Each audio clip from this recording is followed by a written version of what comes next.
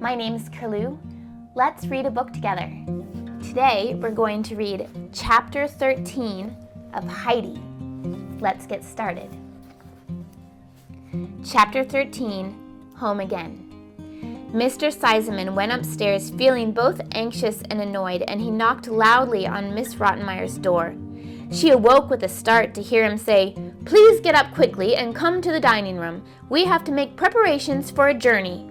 She looked at her clock. Its hand pointed to only 4:30. She had never got up so early in her life. What could have happened? She was in such a state of curiosity and excitement that she hardly knew what she was doing and kept looking for garments which she had already put on. Mr. Seseman then went along the passage and pulled vigorously at the bells which communicated with the rooms where the servants slept. Sebastian, John, and Tinette all leapt out of bed and threw on their clothes just anyhow, thinking the ghost must have attacked their master and that he was calling for help.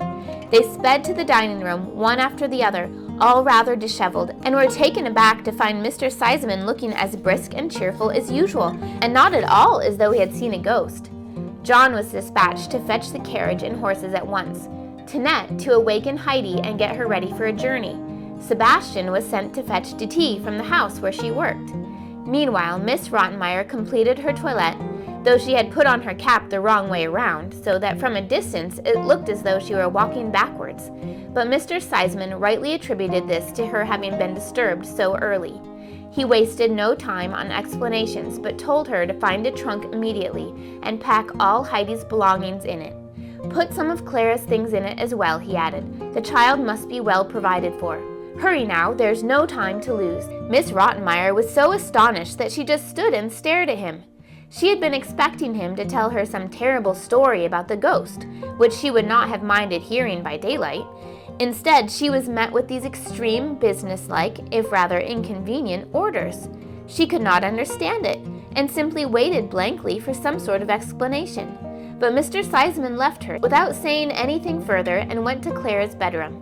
As he expected, she had been awakened by all the commotion and was most anxious to know what had happened. So he sat down at her bedside and told her the whole story, ending up, "Dr. Clausen is afraid Heidi's health has suffered and says she might even go up on the roof in her sleep. You can understand how dangerous that would be.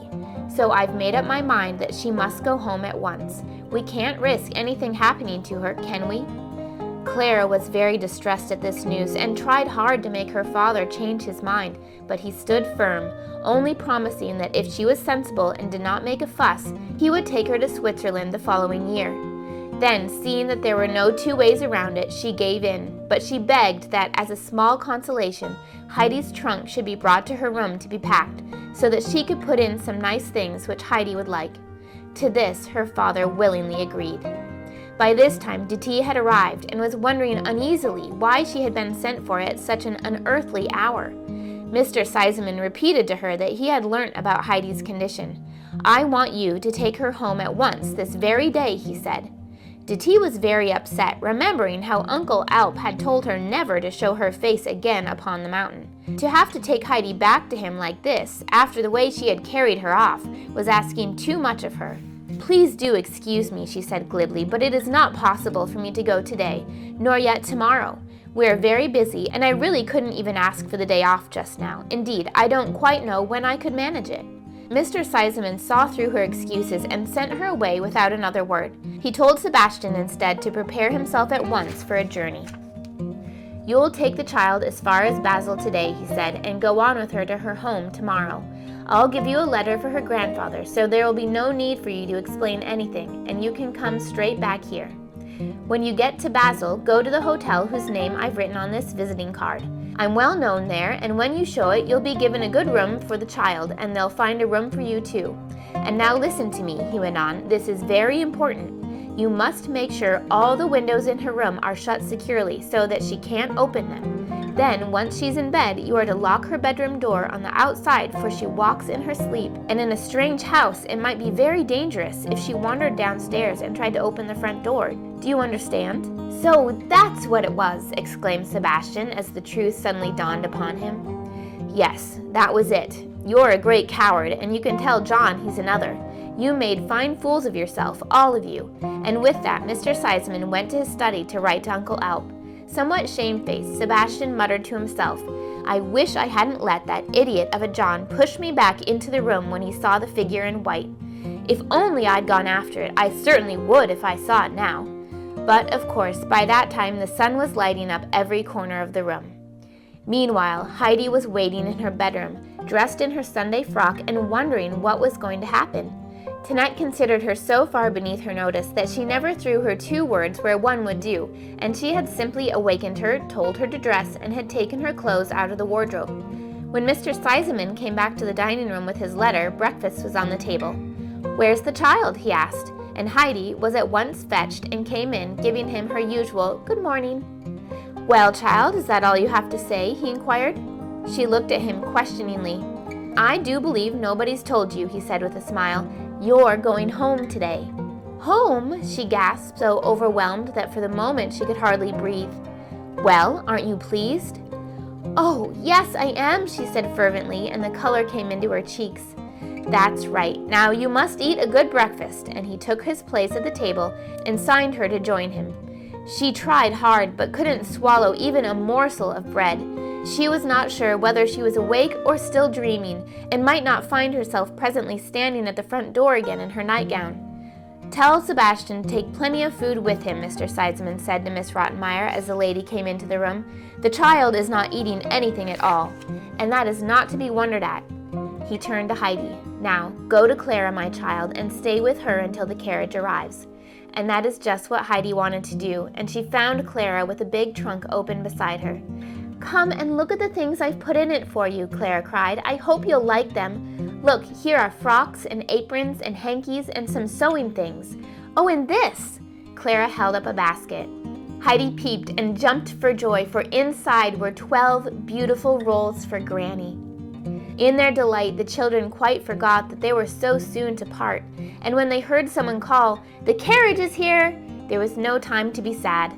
Heidi ran to the room which had been hers to fetch the book which Grandmamma had given her. She always kept it under her pillow, for she could never bear to be parted from it, so she felt sure no one would have packed it.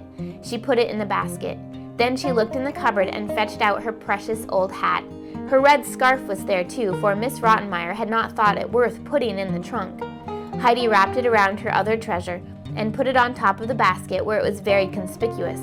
Then she put on a pretty little hat which she had been given and left the room. She and Clara said goodbye quickly, for Mr. Seseman was waiting to put Heidi in the carriage, and Miss Rottenmeier was standing at the top of the stairs to say goodbye too. She saw the funny-looking red bundle at once and snatched it out of the basket and threw it on the floor.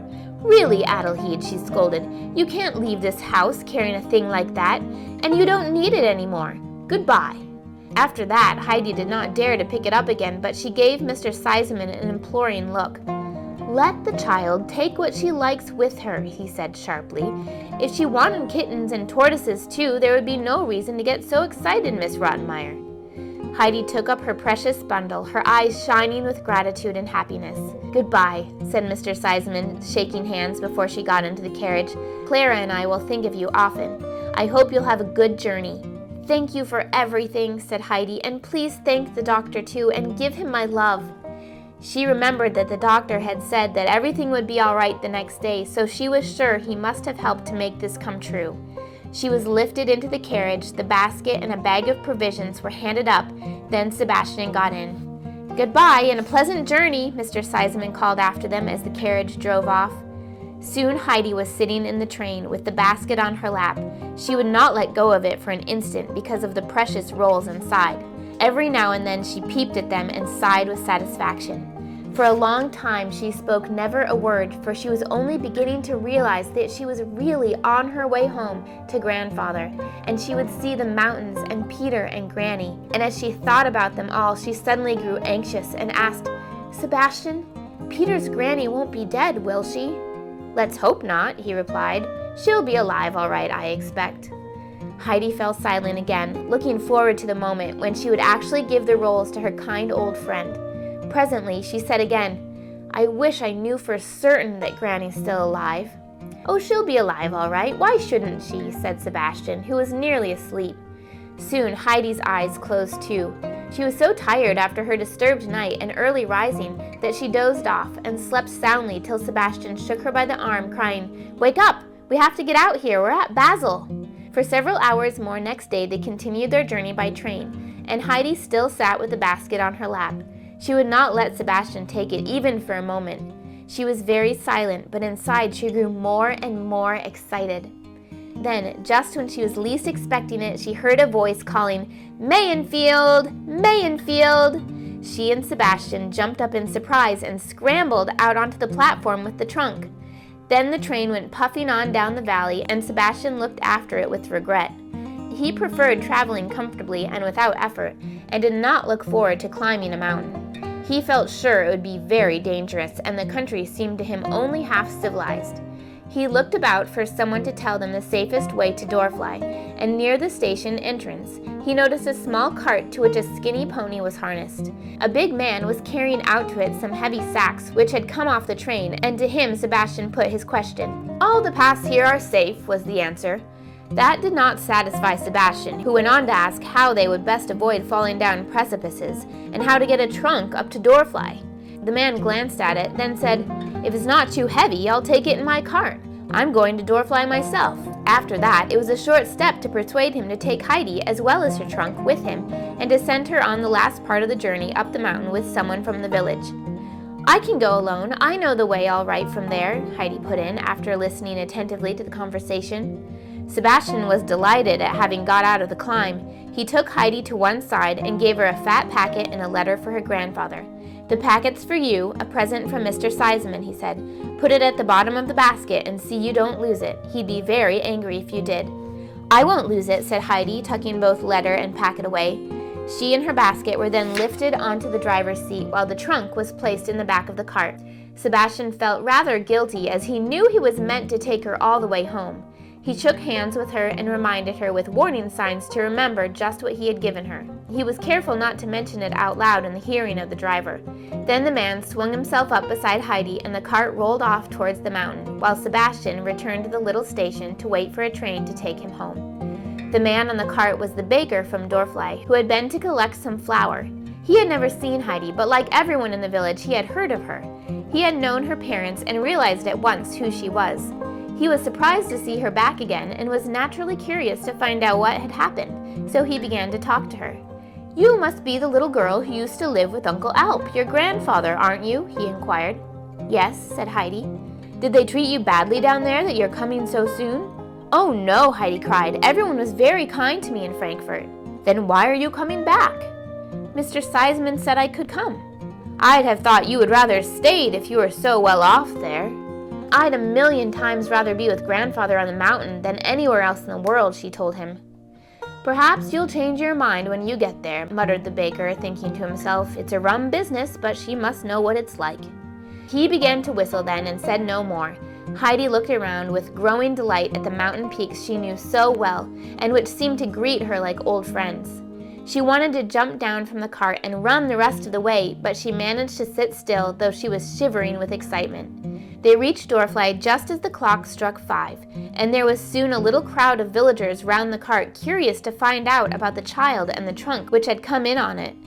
The baker lifted Heidi down. "Thank you," she said hastily. "Grandfather will come and fetch the trunk." And she turned to run off home at once, but the villagers crowded around her with a string of questions. She struggled through them, looking so pale and anxious that they murmured among themselves as they let her go. "You can see how frightened she looks, and no wonder," and they added, "If the poor child had anywhere else in the world to go, she'd never come running back to that old dragon." The baker, aware that he was the only person who knew anything on that subject, now spoke up. "A gentleman brought her to Mayenfield and said goodbye to her in a very friendly way, and he gave me what I asked for bringing her up here without any haggling, and something over as well. She has been well treated wherever she's been, and has come home of her own accord." These little bits of news spread so rapidly that before nightfall every house in the village knew that Heidi had left a good home in Frankfurt to come back of her own accord to her grandfather. As soon as she got away from the people, Heidi rushed uphill as fast as she could go. She had to stop every now and then to get her breath, for her basket was heavy and the mountain slope steep. But she had only one thought. Will Grannie still be sitting in the corner by her spinning wheel? Oh, I hope she hasn't died." Then she saw the little house in the hollow, and her heart beat faster than ever. She raced up to the door, but could hardly open it. She was trembling so much. But she managed it and flew into the little room quite out of breath and unable to say a word. "Goodness me," someone said from the corner of the room. "That was how Heidi used to come in. How I wish she would come and see me again. Who is it?" "It's Heidi, Granny," she cried, and threw herself onto the old woman's lap and hugged her, too overcome with happiness to say anything more. At first, Granny was so surprised she could not speak either, but just stroked Heidi's head. Then she murmured, "Yes, it's Heidi's curly hair and her voice. Praise God she's come back to us." A few big tears fell from her old eyes onto Heidi's hand. "It really is you, child." "Yes, really and truly, Granny. Don't cry," said Heidi. "I'm here and I'll never go away again. I'll come and see you every day, and you won't have to eat hard bread for a few days, Granny," she added, and she brought out the rolls one by one and laid them on Granny's lap. "Child, what a present to bring to me!" exclaimed the old woman as her hands moved over the load on her lap. "But you're the best present of all," and she stroked Heidi's hot cheeks. "Say something, anything at all, just to let me hear your voice." "I was so afraid you might have died while I was away," said Heidi. "Then I would never have seen you again, and you wouldn't have had the rolls." Peter's mother came in at this moment and stared in amazement when she saw Heidi. "Fancy you here," she said at last. "And she's wearing a pretty dress, Granny. She looks so fine I hardly recognized her. And a little hat with a feather. I suppose that's yours too. Put it on and let me see you in it." "No, I won't," said Heidi very decidedly. "You can have that. I don't need it anymore. I've got my old one." And she opened her red bundle, and there it was, more battered than ever after the journey, but that didn't worry her. She had never forgotten her grandfather saying that he would not like to see her in a hat with a feather, and that was why she had taken such care of the old one, for she had always counted on going back to him. "That's silly," said Bridget. "I can't possibly take it from you. It's a very smart hat, and if you really don't want it, perhaps the schoolmaster's daughter would buy it from you." Heidi said no more, but put the hat away in a corner, out of sight. Then she took off her pretty dress and put the old red scarf over her petticoat. "Goodbye, Granny. I must go on to Father now, but I'll come and see you again tomorrow." Granny hugged her as if she could not bear to let her go. "Why have you taken off your pretty frock?" asked Bridget. "I'd rather go to Grandfather like this, otherwise he might not recognize me. You hardly knew me in it." Bridget went outside with her. "You could have kept it on," she said. "He'd have known you all right. But you be careful. Peter says Uncle Alp is so bad-tempered now and never speaks to him." Heidi said goodbye and went on her way. The evening sun shone rosily on the mountains, and she kept turning around to look at them, for they lay behind her as she climbed. Everything seemed even more beautiful than she had expected. The twin peaks of Falkness, snow-covered Skesaplana, the pasture land, and the valley below were all red and gold, and there were little pink clouds floating in the sky.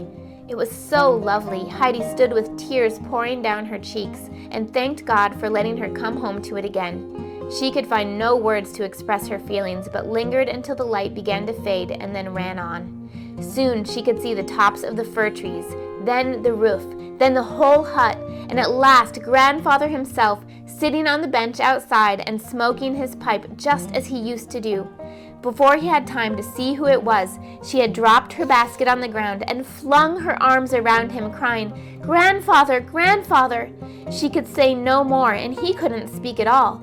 For the first time in years, his eyes were wet with tears, and he had to brush his hand over them. Then he loosened her arms from his neck and set her on his knee. "So you've come back, Heidi," he said. "Why is that, huh? And you don't look very grand either. Did they send you away?" "Oh, no, Grandfather, don't think that. Clara and her father and Grandmama were all very kind to me, but I was very homesick. I used to get a lump in my throat as if I was choking, but I didn't say anything because they would have thought I was not grateful. Then suddenly Mr. Seseman called me very early one morning, but I think the doctor had something to do with it. Oh, I expect it's all in the letter." She jumped down and ran to fetch the letter in the fat packet. "The packet is for you," he said, laying it on the bench. Then he read the letter and put it in his pocket without a word. "Do you think you could drink some milk, Heidi?" he asked, preparing to go indoors with her. "Bring the packet with you. There's money in it for you to buy a bed and any clothes you may need. "I don't want it," said Heidi gaily. "I've got a bed already, and Clara gave me so many clothes. I'm sure I shall never want any more." "Bring it in all the same and put it in the cupboard," said Uncle Alp. "You'll find a use for it one day." Heidi brought it indoors. She looked round eagerly at everything, then climbed up to the loft. "Oh, my bed's gone," she cried, very disappointed. "We can soon make it again," he called up. "I didn't know you'd be coming back. Now come down and have some milk." She sat down on her old high chair and drained her mug as though she had never tasted anything so delicious in her life. Then she drew a deep breath and said, "There's nothing as good as our milk anywhere in the world." There came a shrill whistle then, and Heidi shot out of the door to see Peter coming down the path, surrounded by his lively goats.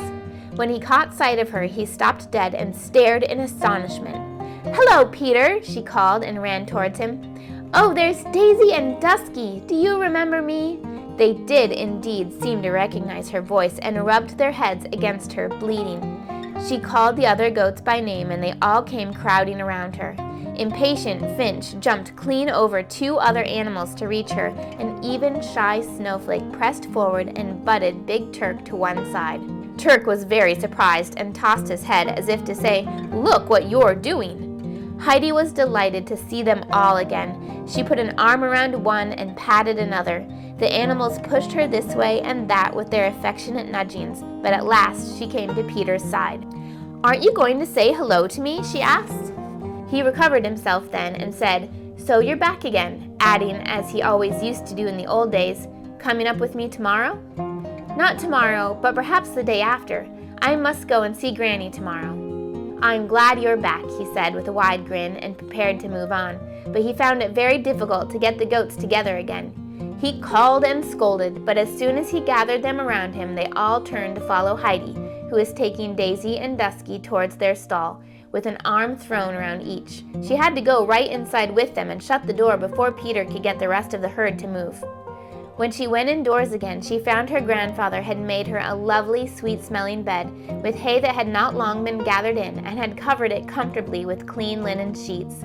When she lay down in it a little later, she slept as she had not done all the time she had been away.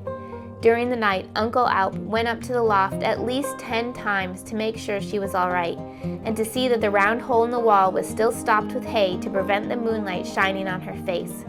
But Heidi did not stir. She slept soundly all night long, satisfied through and through.